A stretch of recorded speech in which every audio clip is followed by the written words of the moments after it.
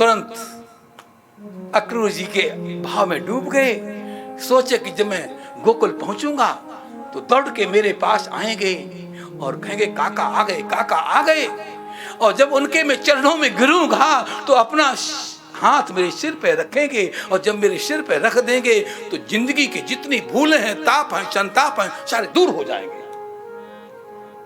सारे ताप संतापों से मैं प्रक्षालित हो जाऊंगा, शुद्ध विशुद्ध परिशुद्ध हो जाऊंगा।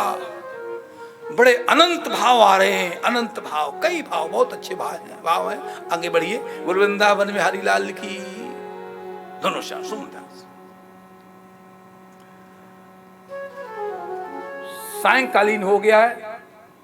यद्यपि मुश्किल से मथुरा से गोकुल का रास्ता घंटे का है, लेकिन प्रातः काल उषित्वा रथमास्ताय लिखा भागवत में। उषित्वा रथमास्ताय, उषा काल में चले हैं, शाम हो गया है, संध्या का टाइम हो गया है। अब बड़ी मुश्किल से पहुंचे हैं कहाँ? गोकुल में। 1 घंटे का रास्ता है, पूरा दिन लग गया। बोले क्यों?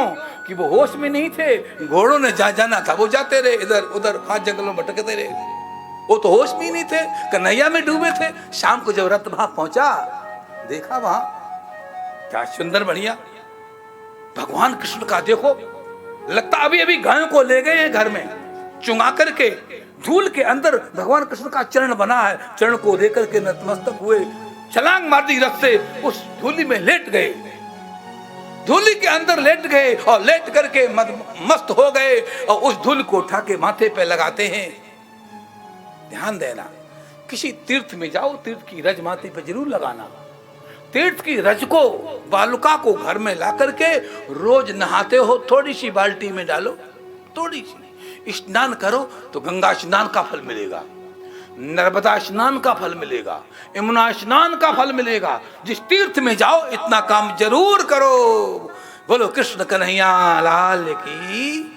गौशाला में गए, भगवान शायद गौशाला में गए होंगे, गौशाला में गए, भगवान को देखा और भगवान ने देखा। भगवान भी दौड़ के आए और अक्रूर भी दौड़े। जो जो उसने संकल्प किया था अक्रूर जी ने, ठीक वैसा ही भगवान वो सब जानते रहे। भगवान ने उनको अपनी जेब में भर लिया है, हृदय से लगाया है, बाबा नंद के पास ले गए हैं, कुशल क्षेम पूछा है। ये संक्षेप करना पड़ेगा। क्या पूछा, कैसा पूछा, कभी देखा जाएगा। कुशल क्षेम पूछा है, रात्रि भर चर्चा हुई है, मथुरा के समाचार पूछे हैं, कैसे हैं वसुदेव जी वगैरह वगैरह। सुबह हुआ, पहुंचते ही मुनादी करा दी गई, सब समझा दिया, सारी बातें समझा दी। महाराज कंस ने धनुष यज्ञ किया है और धनुष यज्ञ में चलना है, आपने भी चलना, बाल बालों ने भी चलना है, सभी लोगों ने चलना है। तो सभी लोग तैयार हो जाएं। प्रातःकाल होते ही रथ तैयार करा दिया गया। कंस ने सोने का रथ भेजा है। मैंने भी सोचा है, ये बालक अभी तक गांव में रहे हैं, शहर में जाएंगे, कुछ देखेंगे, इन्हें अच्छा लगेगा। रथ पर बैठ गए, रथ हाँकना बड़ा अच्छा भाव था। गोपियों की क्या हालत होती है जब रथ चलने वाला था, क्या स्थिति होती है ब्रजांगनाओं की, बड़ी विलक्षण स्थिति होती है भैया। ब्रजांगनाएं, वहां कोई ब्रजांगना पहिए के नीचे लेट गई है, रथ के पहिए के नीचे किसी ने रथ को पकड़ रखा है, ऐसी विलक्षण स्थिति है। बाल बाल दौड़े, रथ के पिछले हिस्से में बैठ गए। ब्रजांगनाओं ने कहा कैसे पागल हैं, कहां जा रहे हैं, कृष्ण को भी ले जा रहे हैं। आइए लौटिए। भगवान भी बैठे, बलराम भी बैठे, नंद बाबा भी बैठे, दही माट मटका वगैरह वगैरह भर लेते हैं और जाते हैं भेंट में देने के लिए। रास्ते में जमुना पड़ती है, अक्रूर जी स्नान करते हैं, भगवान का दर्शन होता है। मथुरा के आम के बगीचे में छोड़ देते हैं, अक्रूर अपने घर चले जाते हैं। भगवान कृष्ण घूमने को निकले हैं मथुरा को, पहुंचा दिया मथुरा को मैंने। भगवान मथुरा घूमने पहुंचे हैं। अब मथुरा में भगवान जो है बोले बाबा मेरी इच्छा है हम थोड़ा मथुरा को घूम आए। मथुरा घूमने जाएगा, मेरी इच्छा है। देख उत्पात नहीं करना, ये गोकुल नहीं है, यहाँ का राजा कंस है, उत्पात करेगा तो दंड वही देता है। अपने घर में तो चलता था, तू कुछ भी कर। एक गोकुल नहीं है, मथुरा है, सावधान रहना। पिताजी चिंता मत करो, मैं कुछ नहीं कहूंगा, अपने आप कुछ नहीं बोलूंगा, और कोई कुछ कहेगा तो थोड़ा बहुत मैं समझा दूंगा। करना चाहता मैंने कुछ नहीं, समझाना है। अच्छा जाओ घूम आओ। बोलो कृष्ण कन्हैया लाल की। भैया चलते हैं। कृष्ण बलराम गए, आगे बढ़े। जब आगे बढ़े, नगर की बड़ी भव्यता है, बड़ी सुंदरता है, खूब सजाया गया नगर। धनुष यज्ञ हो रहा है, देखना सुनना। धनुष दो हैं, एक धनुष कंस के पास है और एक धनुष जनक के पास है। ये धनुष यज्ञ बुलाया गया है ना। एक जनक के पास धनुष है और एक धनुष कंस के पास है। जनक कहते मेरा धनुष टूट जाए, और कंस कहता ना टूटे। कंस कहता, जो ज्ञानी होता है अहम को तोड़ने का प्रयास करता है। धनुष क्या है? अज्ञान। ज्ञानी कहता है धनुष रूपी अहंकार टूट जाए, और अज्ञानी बोलता सुरक्षित रहे। संक्षेप, ये टूटेगा कैसे? जनक के यहां पर ये बेटियां हैं।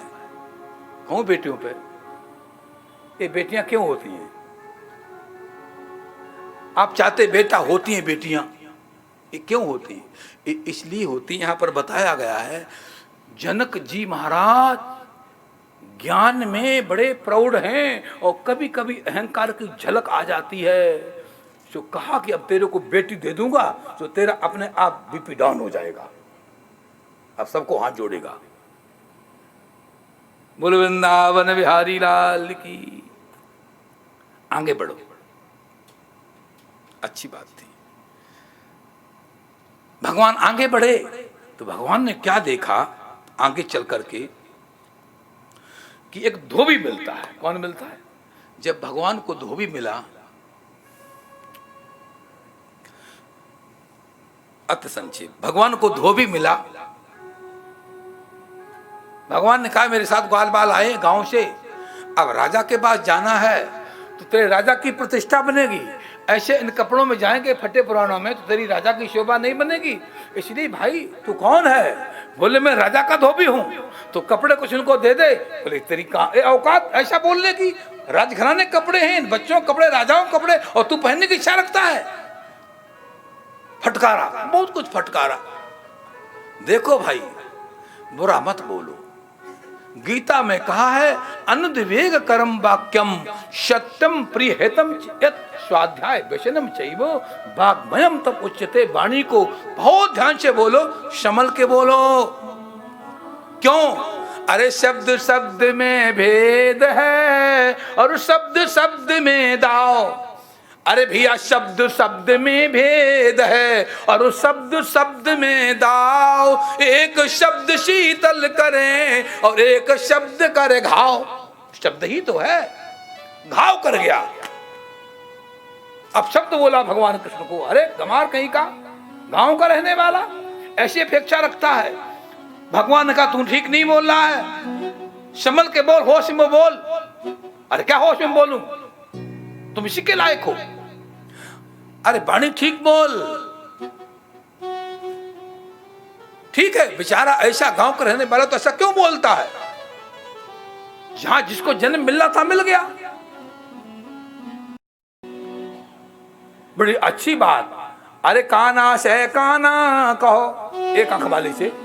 अरे काना से काना कहो तो काना जावे रूठ।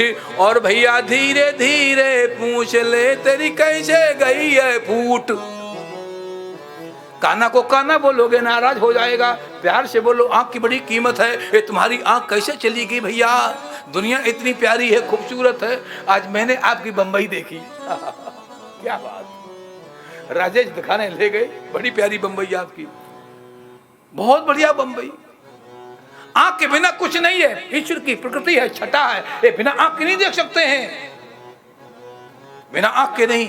काना से काना कहो, काना जाबे रूठ। और धीरे धीरे पूछ ले तेरी कैसे गई है फूट। बड़े प्यार से बता देगा, ऐसे ऐसे कर रहा था, फूट गई है।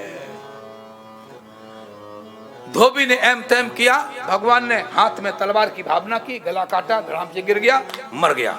आगे भगवान को दर्जी मिला। कौन मिला? दर्जी।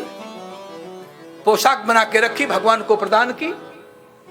ध्यान देना, दर्जी के पास एक कैंची होती है, कैंची पैरों में रखता है, एक सुई सिलने वाली होती है। वो सुई को कहाँ रखा? ध्यान देना, दर्जी सुई को कहाँ रखता है? टोपी में। कहाँ लगाता है? टोपी में लगाता है। कैंची को पैरों में रखता है। ध्यान रखना, मेरी बात को समझना, कैंची पैरों में होती है। भैया क्यों? बोले काटती है। सुई टोपी में क्यों लगाता दर्जी? वो जोड़ती है। जोड़ोगे, माथे पे रखे जाओगे, समाज को तोड़ने का प्रयास करेंगे तो कैंची की तरह समझ लो। वृंदावन बिहारी लाल की आगे माली मिलता है, माला पहनाई, आगे कोबजा मिलती है, चंदन लगाया, टेढ़ी बेड़ी है। भगवान ने कहा ऐसी कैसे हो गई? बोले मैं जन्म से ही हूं, आ मेरे पास आ। भगवान ने अपने पैर से पैर दबाया और थोड़ी में यूं ठेल मारी तो बिल्कुल सीधी। बोल वृंदावन बिहारी लाल की। ठीक कर दिया।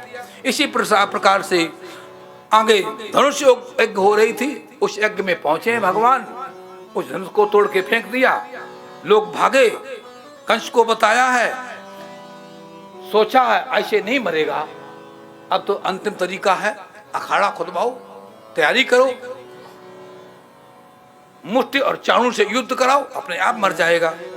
गेट पे कौवल्यापीड़ हाथी खड़ा कराया गया, मुष्टि चाणू आया है, कौवल्यापीड़ को शराब पिला के रखी, भगवान वहां से निकले, उसने संकल्प घुमा के मांगी, मारी तो भगवान तो बड़े स्फूर्ति में है, छटक करके भगवान उसकी पूंछ पकड़ी और घुमा के चूहे की तरह जमीन मारी, मर गया।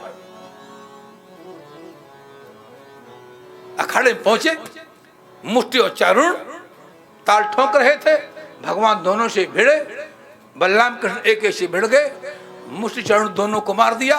भगवान ने छलांग लगाई, जहां कंस बैठा था पकड़ा उसका जूड़ा और नीचे धक्का मार के अखाड़े में गिराया। कंस बोला लगती है, लगती है, आज याद आया, जब तूने मेरे भाइयों को मारा था तो उनको भी तो लगती थी, तो सोचा तो लगती है, दर्द हो रहा है, तूने जब दर्द की अनुभूति नहीं की तो आज तू दर्द के बारे में कैसे सोच रहा है, तेरे को दंड मिलेगा। भगवान कृष्ण ने इस प्रकार से कंस को खलास किया। वृंदावन बिहारी लाल की अकुल लीला समाप्त। वृंदावन बिहारी लाल की एक भजन फटाफट।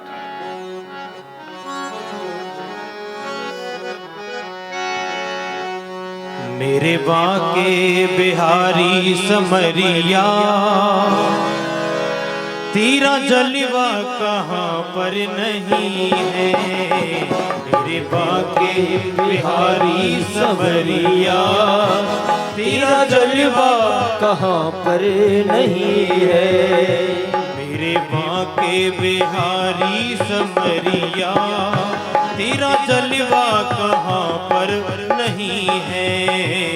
मेरी बाके बिहारी समरिया, तेरा जलवा कहाँ पर नहीं है। तेरा जलवा कहाँ पर नहीं है। तेरा जलवा कहाँ पर नहीं है। तेरा जलवा कहाँ पर नहीं है। तेरा जलवा कहाँ पर नहीं है। मेरे बाके बिहारी समरिया, तेरा जलवा कहाँ पर नहीं है। मेरे बाके बिहारी समरिया, तेरा जलवा कहाँ पर नहीं। जय हो।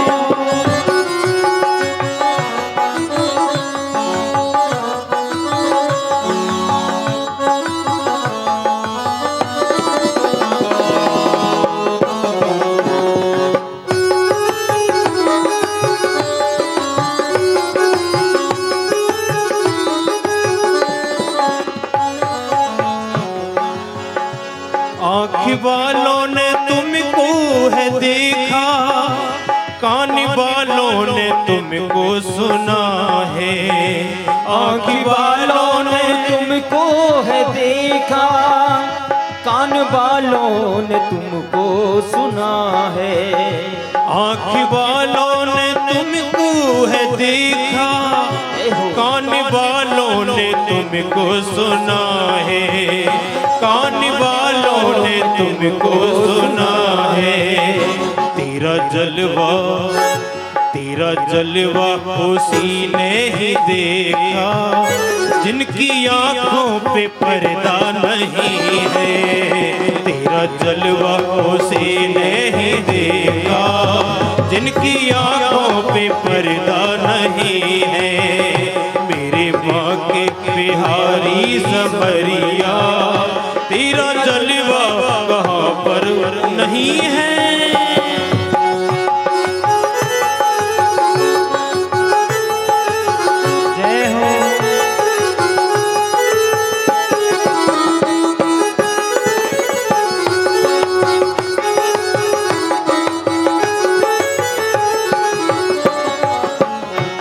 लोग पीते हैं पी के गिरते, हम पीते हैं गिरते नहीं है।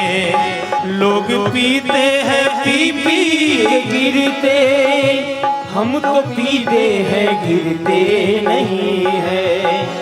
लोग पीते हैं पीते हैं पीते हैं पीते हैं पीते हैं पीते हैं पीते हैं पीते, लोग पीते हैं, लोग पीते हैं पी के गिरते, हम पीते हैं गिरते नहीं है।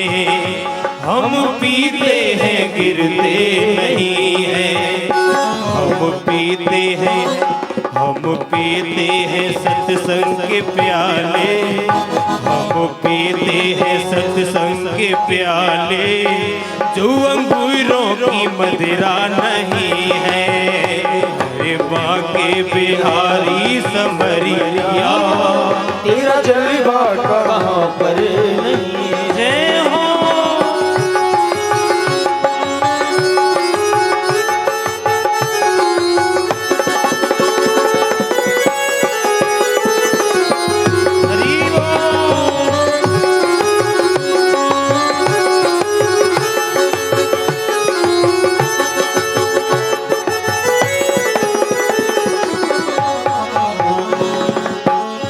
तेरे दर्शन की मैं हूँ दीवानी, तेरी महिमा भक्तों ने जानी। तेरे दर्शन की मैं हूँ दीवानी, तेरी महिमा है भक्तों ने जानी। कन्हैया हो, छल छोड़ के जो भजता छलिया, छली छोड़ के जो भजता